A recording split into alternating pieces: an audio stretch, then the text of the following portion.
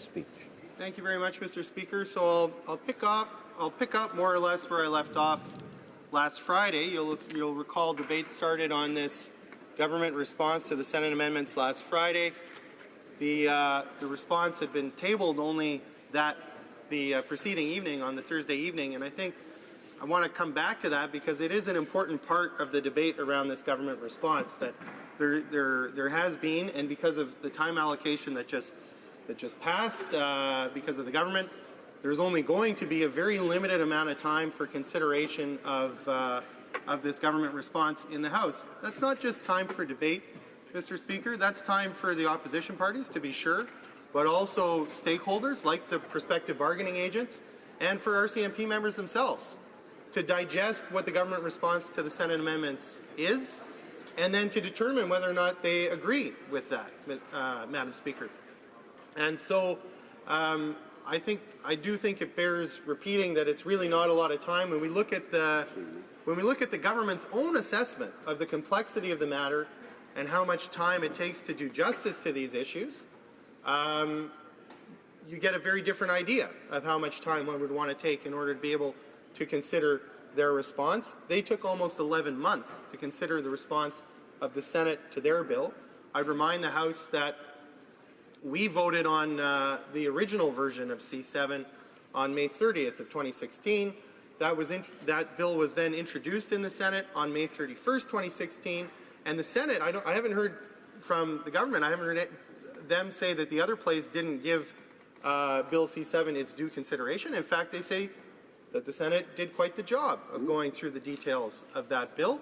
They did that in about 20 days, Madam Speaker, from May 31st, 2016 to June 21st, 2016.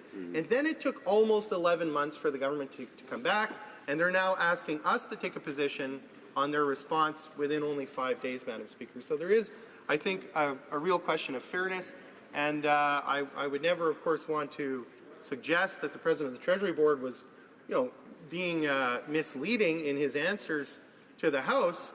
Earlier, he did say that, we've debated this bill in the House for 16 hours. Well, if that wasn't meant to deliberately mislead, then I think it's a sign of some laziness, perhaps, that he didn't bother to change his speaking notes from third reading of the bill, which also was moved under time allocation, Madam Speaker, because what we debated at that time in May of 2016 is very different than what we're debating today, which has to do not only with the amendments made by the other place, because we haven't had an opportunity to deliberate on those in this place, but on top of that, on top of the amendments made by the other place that the government took 11 months to consider, we're now also having a debate on the government response to those amendments, Madam Speaker.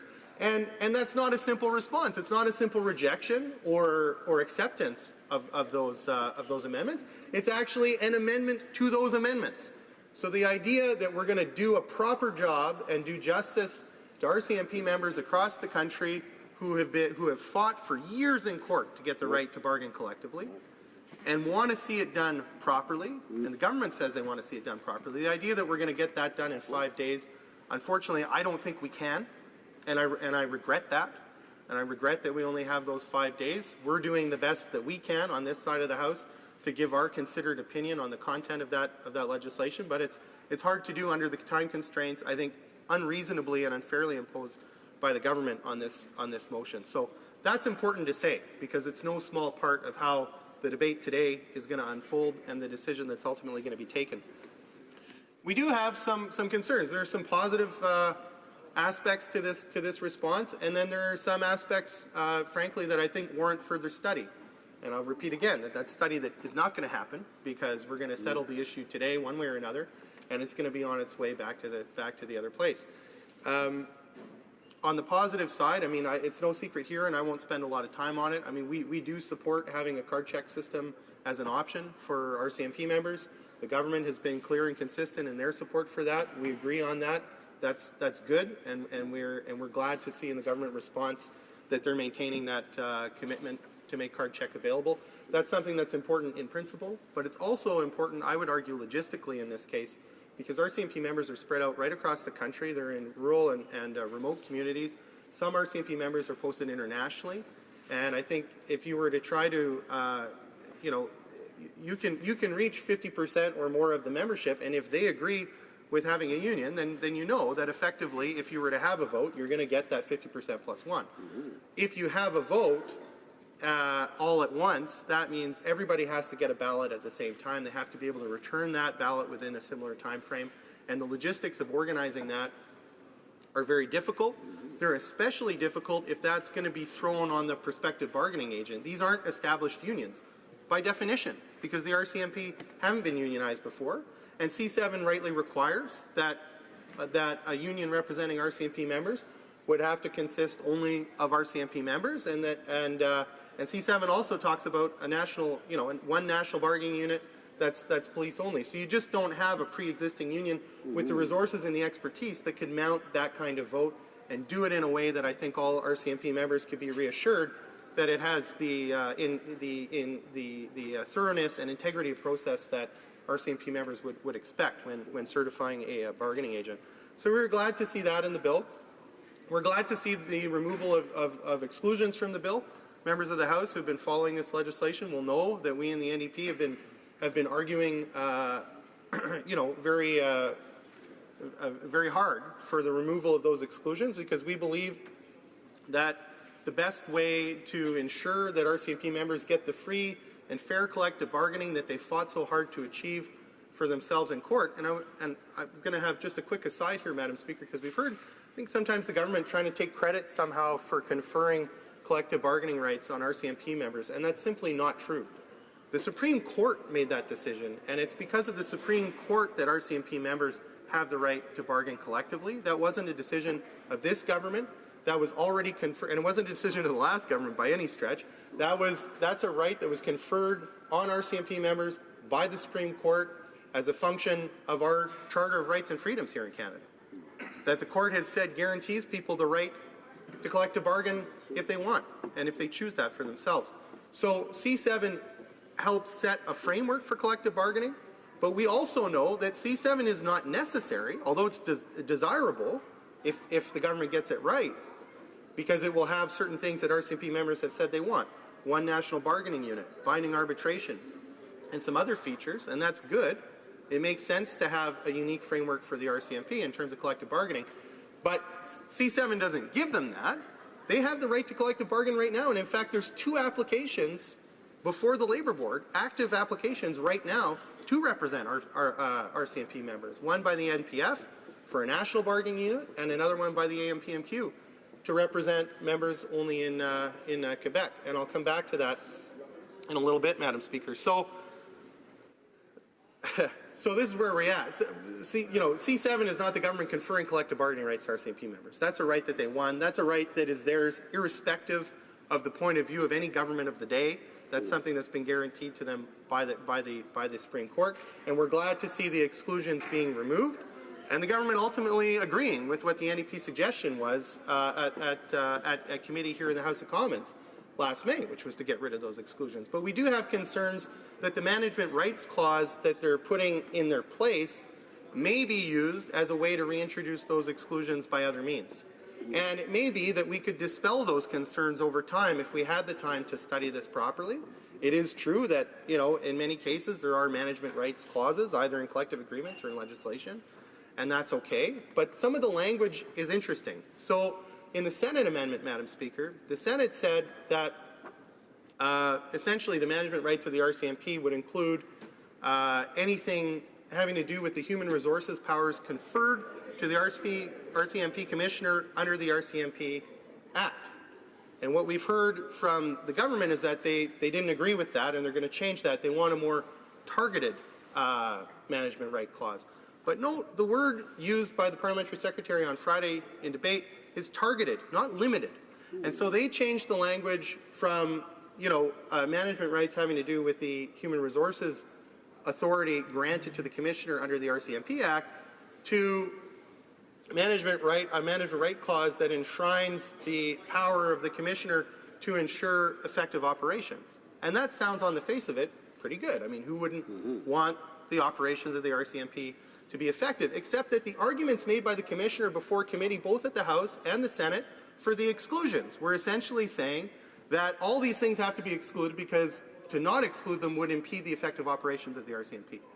So I think RCMP members and Canadians have a right to feel suspect that this management rights clause, that I would argue, while it may be more targeted from a functional point of view on the effectiveness of the force, is nevertheless broader in that that allows the Commissioner to reach outside of his existing authority under the RCMP Act for human resource issues only. That's an itemized list in section 22 sub 1 items A through L, and interpret that to mean just about whatever the Commissioner may want to have it mean, depending on what's being brought to the table. So there are reasonable concerns about that, and I think more time is needed in order to examine that and see if this isn't going to just be another way for the RCMP Commissioner to reintroduce exclusions. And I would say, even though you may be able to challenge the RCMP Commissioner's interpretation of that language, the RCMP Commissioner may not be the final authority on that.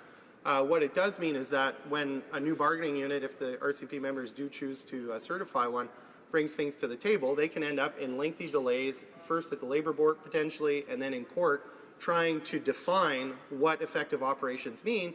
And then you're going to have someone at the Labour Board presumably weighing in on whether the Commissioner is right or not about what it takes to run an effective operations as the RCMP. So it's not clear to me that this management rights clause doesn't provide another way of introducing some of those exclusions. It's not clear to me that it's not going to trigger lengthy and onerous processes in order to ultimately be able to define that language, because it's not defined by the government what effective operations actually means. So there's no limited scope to that definition offered by the government, and I think that's something worth being concerned about. With respect to grievances, the government says that they don't want grievances filed under the PSLRA and under the RCMP Act, and so grievances should rest in one place. You don't have dual claims. And again, I mean, on the surface, that does make some sense. That sounds like a pretty common sense argument, just like it sounds pretty good when the President of the Treasury Board says, we've already debated this for 16 hours. Except then you look into the details and you wonder if maybe that's not a little bit misleading.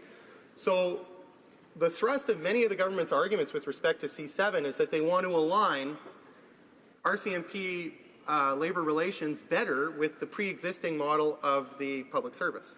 Except here, all of a sudden, what we're seeing is the grievance process carved out and put under the RCMP Act. Rather than trying to have the maximum amount of grievances happen under the PSLRA, we're getting the maximum amount happen under the RCMP Act.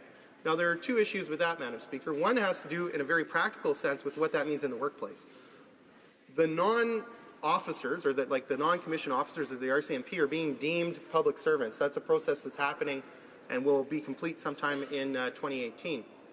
What that means is that you may have an RCMP officer and a civilian member working side by side in the same office, like a divisional headquarters, for instance, dealing with sexual harassment from the same superior officer, that are going to have two different grievance processes. One is going to happen under the PSLRA, and you're going to have an independent third party essentially oversee that grievance process.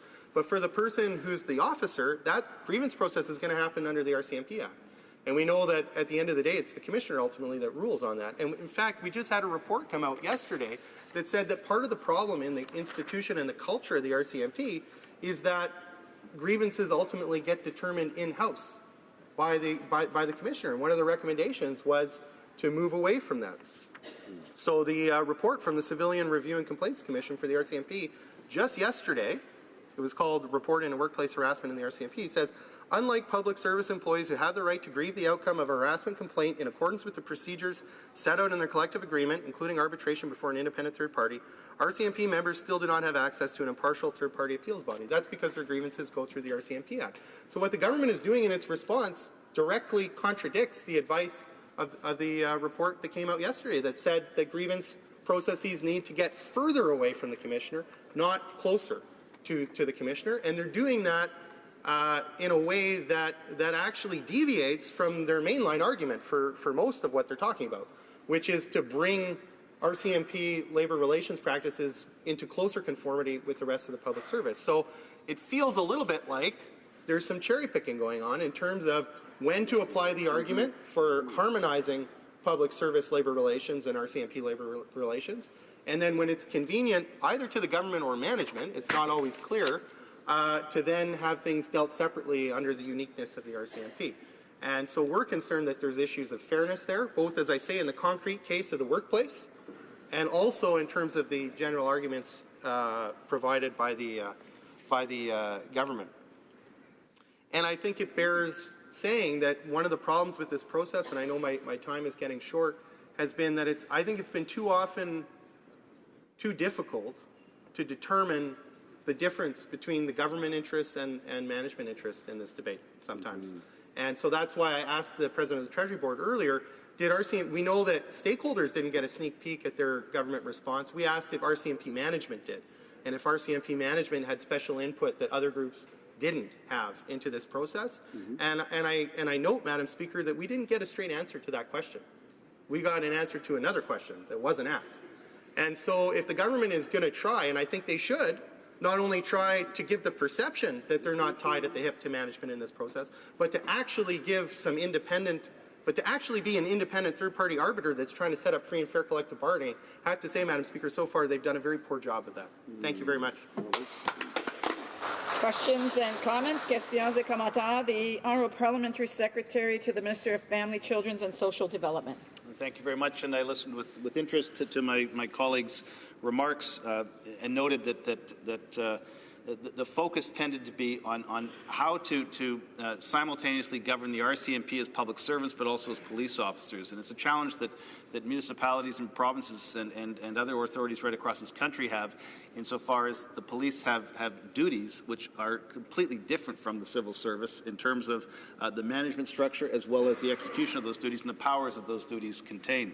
And would the member opposite not agree that you can't treat them as civil servants, pure and simple, precisely because of the extraordinary powers that they have, and therefore you need to custom fit a regulatory process around a separate collective agreement around the police component of the RCMP workforce in order to make sure that the law enforcement components of it are treated separately.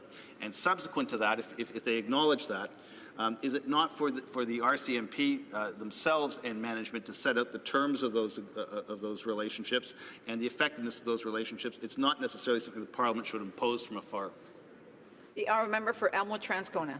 Well, I mean, I couldn't agree more. I do think there are unique aspects to the RCMP. RCMP members would tell you that. They think that they should have a special framework for bargaining. That's why we're supportive in principle of C-7. Our dispute has been with the details of how that's going to be implemented. So, yes, absolutely, you do need a unique bargaining framework. And then our point has been, yeah, that should be determined by management and the union at the table. Our concern has been that the government approach, in my view and in the view of the NEP, has too often not been distinguishable from management approach. And therefore, our concern is that some of the broken aspects of the institution right now, and there are some, and that's what the CRCC report yesterday was talking about, that not all is well within the RCMP. And our concern is that by giving layer and layer and layer of protection to management in the legislation will actually legislate some of the broken aspects of the current culture and not allow management and the union to work that out. Because we believe that having a good union and having that union have the full range of capability to bring things to the table and to try and work things out at the bargaining table and at job sites effectively is actually a good way to start correcting some of what's wrong in the RCMP culture, and that the government may be interfering with that by the way they're protecting management and legislation. Questions and comments? Questions et commentaires? The Honourable Member for Vancouver East. Madam Speaker, and I thank my colleague for his comments. From the comments that he's made, it's clear that the bill is very detailed, is complex in terms of the changes that's been brought forward, and hence the issue around adequate debate that needs to take place in this House, and of course the government's chosen to bring in time allocation to this. Now, he raises the point, which I think is very important, with respect to potentially different points of view between management and the stakeholders. I have an example from my constituent who raises the issue on another bill, on Bill C-4, which was meant to repeal Bill C-7, C-377 and C-525. And in fact, at committee, he highlighted the fact that his employer was invited to the committee and offer a different point of view than that of his. Case in point, management took a point of view of opposing Bill C-4, but him from that company do not agree with management. So that is a very important distinction. And so hence the importance of actually ensuring that those voices are heard as well. And I wonder if the member would like to elaborate on that, about that distinction and the importance of that and how this process that the government has embarked on has fell short. The honourable member for Elmwood-Transcona. Well, thank you very much to my colleague from Vancouver East for the question. And I think this really has been part of the story. It's been a long story now because the need for legislation creating a framework for collective bargaining for RCMP members has been before the government and just about before the House since we convened.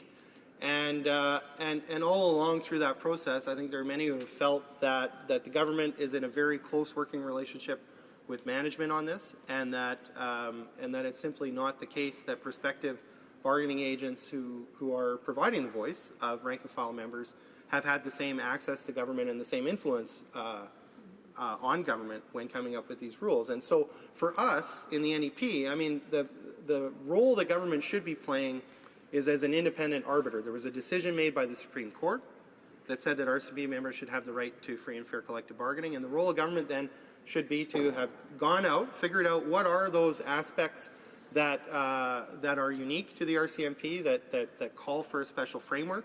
We heard from RCMP members themselves. They want one national bargaining unit. They want binding arbitration, and they don't want the right to strike. Those are the important elements of C-7.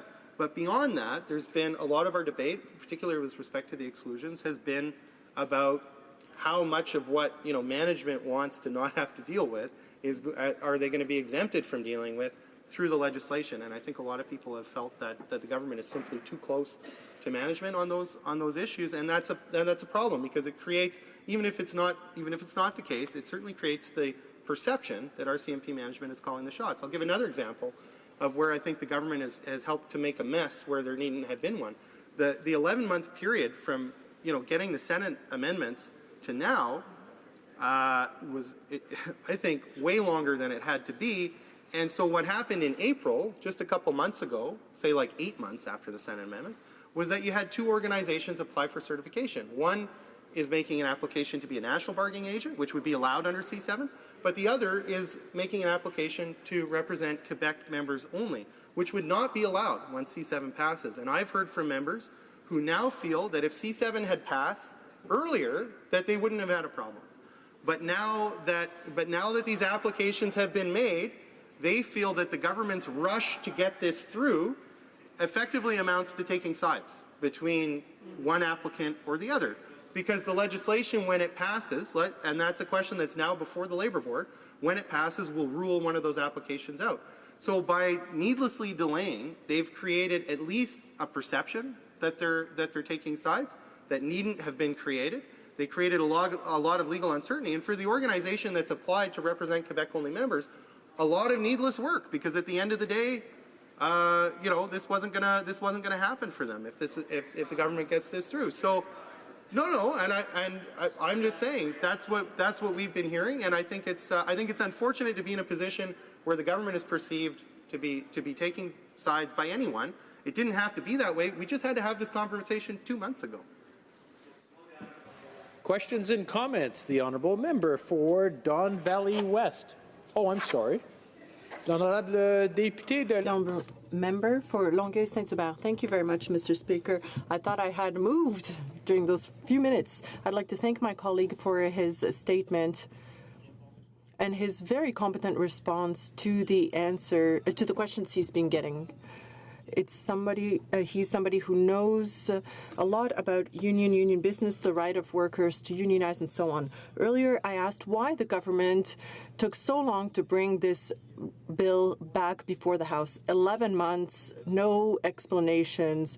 There are members here in the House who are saying, well, we can't take sides in this issue.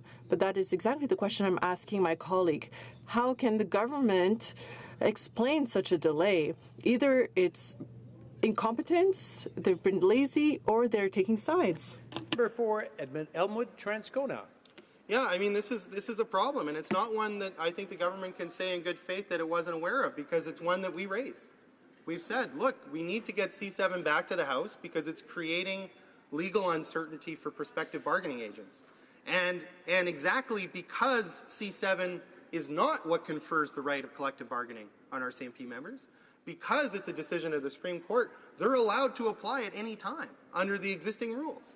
So it's because the NDP actually agrees with what the government says, if not what they do, that there is justification for a unique collective bargaining framework for RCMP members, and we may disagree about the details of what should be in it, that we thought it's really important to get that in place as soon as possible, because we knew, and they knew, that there were prospective bargaining agents out there getting people to sign cards, demonstrating interest in the lead up potentially to a vote, because C4 hasn't got through the Senate. The government can't seem to accomplish that. So they don't know if they're going to need to have a vote or whether card check is going to work.